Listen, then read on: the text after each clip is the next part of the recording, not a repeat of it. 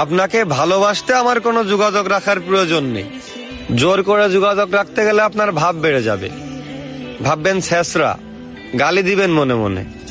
আপনিও জানেন যোগাযোগ তো একবার না, বহুবার বন্ধ হয়েছে বহুদিনের জন্য। ভালো তো আমি আপনাকে সেদিনও বেসেছি।